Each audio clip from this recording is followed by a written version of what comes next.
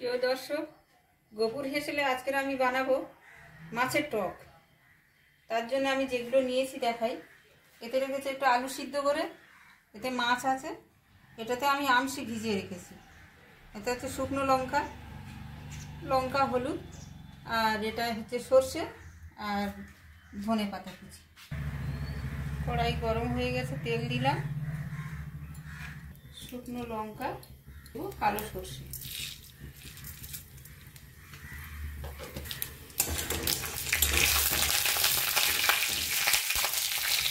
দিয়ে দেবো সিদ্ধ করা আলুগুলো।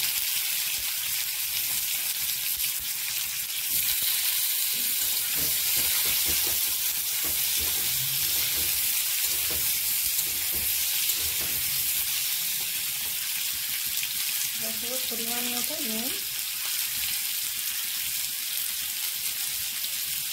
সামান্য চিনি স্বাদের জন্য, হলুদ গুঁড়ো।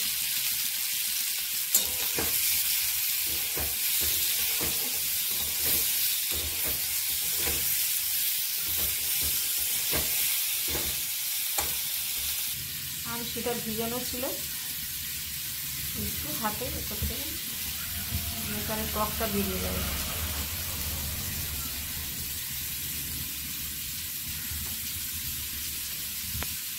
আমসিটা দিয়ে দেবো।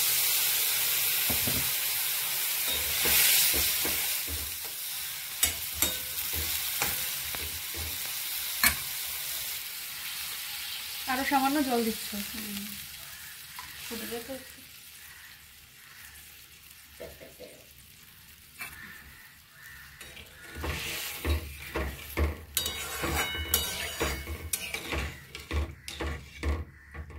এবার আমি মাছগুলো দিয়ে দেবো।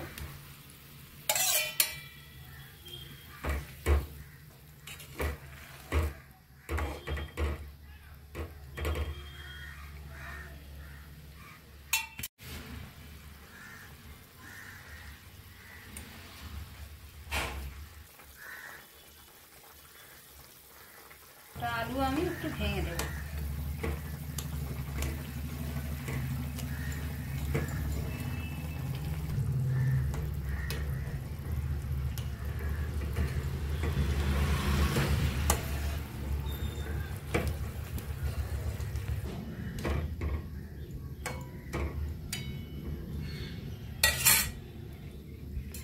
টক হয়ে গেছে, এবার ধনে পাতাটা ছড়িয়ে দেবো।